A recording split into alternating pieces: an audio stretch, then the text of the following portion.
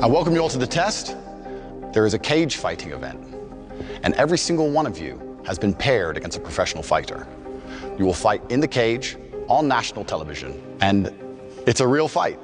There are two paths you can go down. You can agree to fight, or you can decide that it's not for you. You have 1 hour to think and make a decision. Anyone have any questions to ask me? You say yes, so we're gonna have 2 days to train? There's no training before this fight. If you've been walking through life too lazy to fucking train, is that your problem or my problem?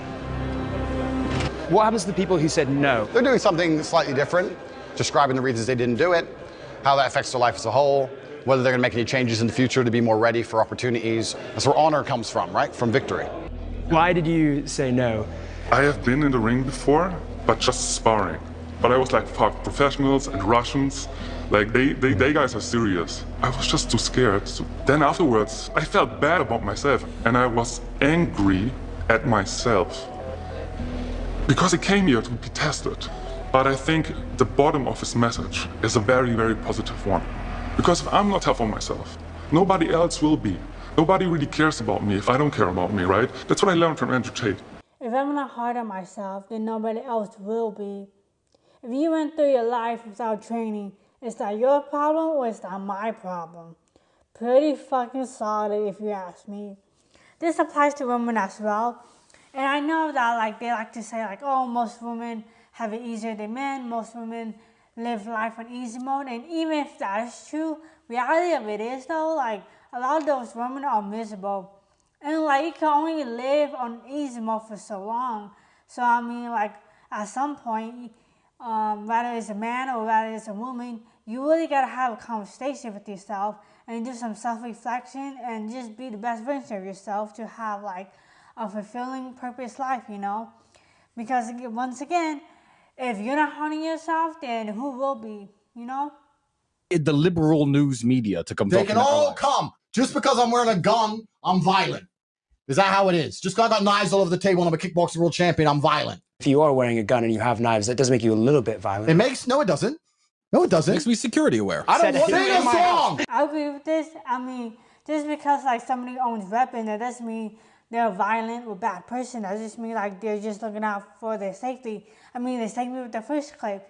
If you don't look out for yourself, then who will? The only person who's gonna have you at your best interest is yourself, right? So.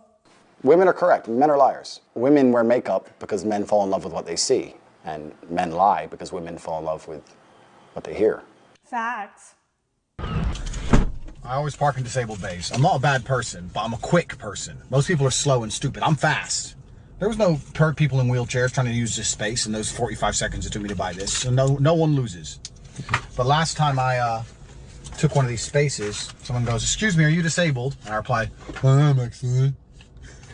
And their face was like. I used to go waving a lot. And like, so I would just tell the driver, like, oh, you drop me off at the disabled parking lot. Like, I don't tell him to drop me off at the gates because the lines are long. And like, sometimes, a lot of times, you gotta pay money to get in. And like, it's a hassle. So just like, drop me off at the disabled parking lot, 2 seconds. And then once I get out, he go back to do whatever he was doing. Like, it's not that big of a deal. And what I was doing, we were staying at the Kapinski, a really nice hotel. "Excuse me, sir, would you like a mask?" "No, I wouldn't." "Oh, but you must wear a mask." "No, I don't have to, thanks." I agree with this. Like, COVID-19 was just some propaganda shit that the government wanted to pull for some dumb shit reason. I don't know why. I mean, yes, it has killed people, but the flu has been around for way longer and it has caused way more people to die, but like the entire world didn't go on shutdown, did it?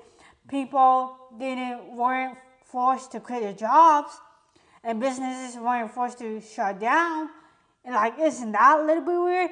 But then like all of a sudden, like, oh, this COVID-19 came, and the entire world got to go lockdown. You can't go anywhere. You gotta wear masks. All this bullshit. Like, it's bullshit. So this is some game. So the woman has the power the whole way through the dating, right? Until you sleep with her, she has the power.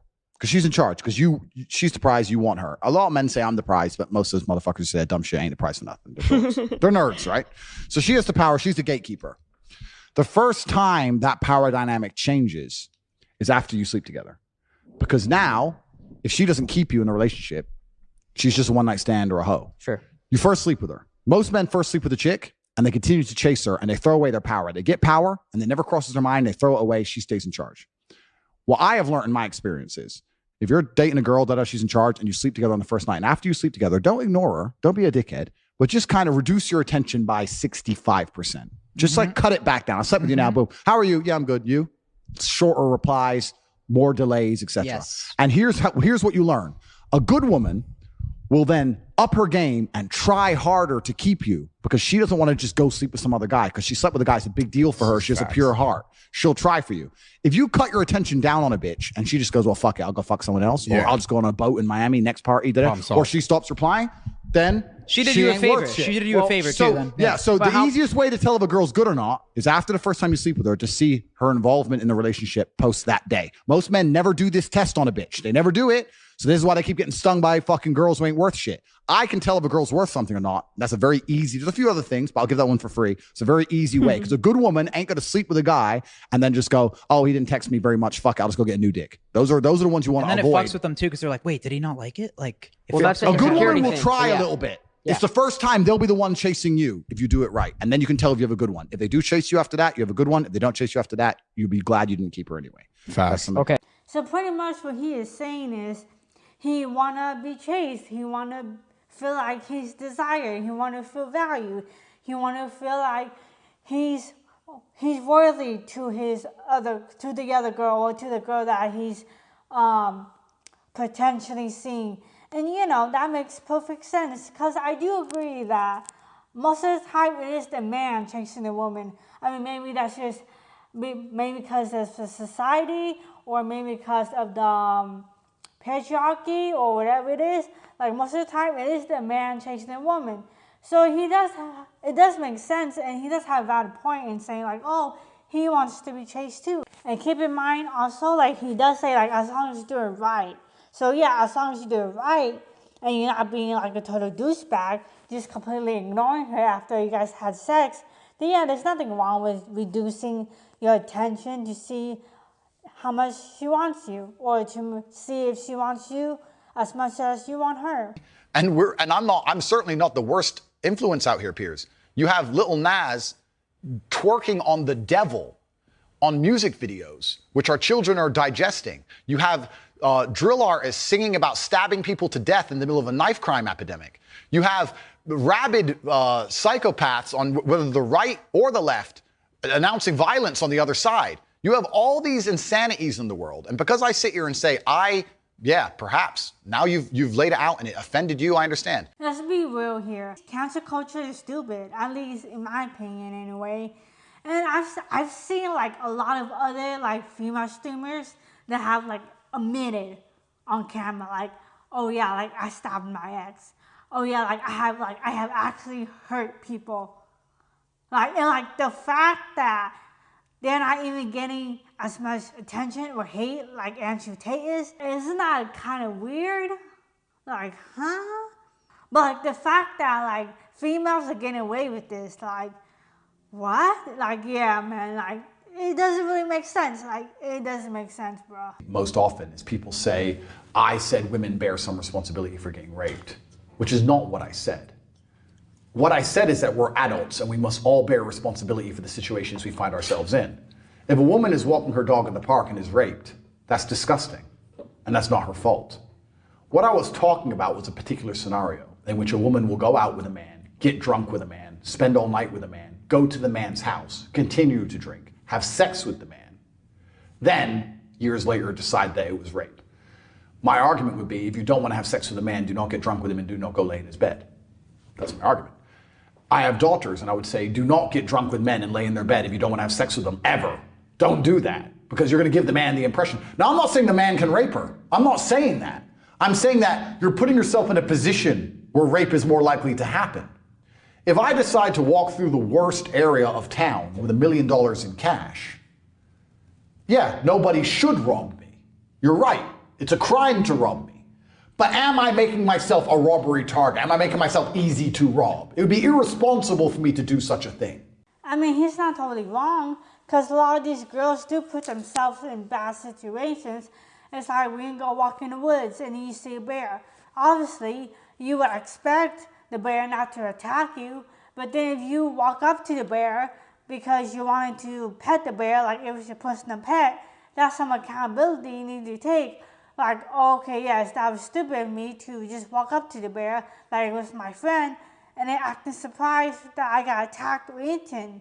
Like, another thing is too, so like when you listen to like a lot of these rape stories, a common thing the victim would say is that she didn't have the ability to say no.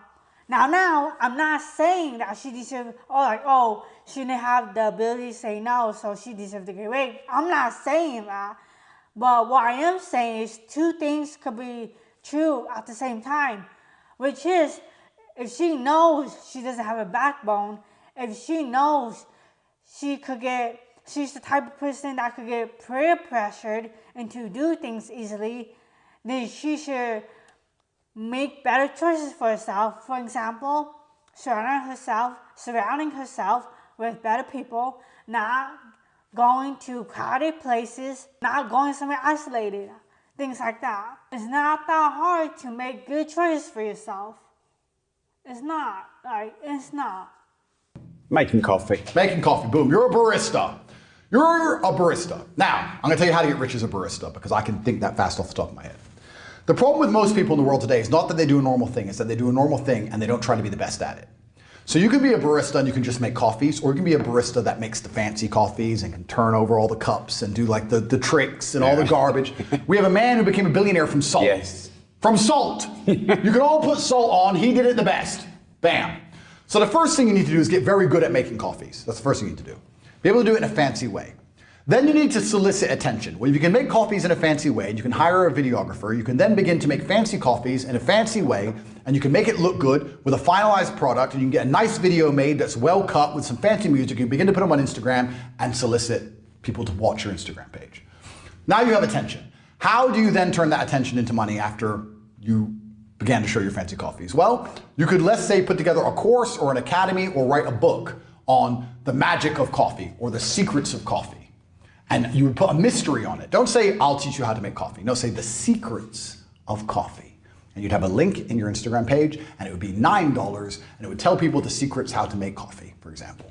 You'd start to sell that for $9. You'd make a couple hundred or a couple thousand, not too much, but you continue to make fancy coffees. People continue to go to your Instagram page. You're now selling the secrets of how to make coffee. Then, after people start knowing you as being a barista, you start to make these $9. You have $20,000, $30,000 in the bank. What you can do is launch your own coffee brand. You can go to Alibaba.com. You can find some coffee beans. You can put your face on it because your face is now a recognized brand. You can get your own coffee beans. You can begin to sell them on Instagram. Before you know it, you're making $10,000 or $15,000 a month. You can start to do tours. You can start to put posters on your Instagram or in your Instagram stories saying, I'm going to do master classes on how to make coffee, 20 people only, $1,000 each at this premium barista specialty coffee shop in London. The coffee shop will allow you to do it for free because they want people to know, get the advertising from you and your brand. You'll charge $1,000 each. That's 20 grand for a day. They teach people how to pour milk in a fucking cup. Boom. You've got a coffee brand. You've got an online school. You're doing seminars. You were a nobody. You worked in Starbucks. You were a loser. You put in a little bit of effort. Now you drive a Ferrari. Done. By extension, anyone who does not drive a Ferrari is a lazy idiot.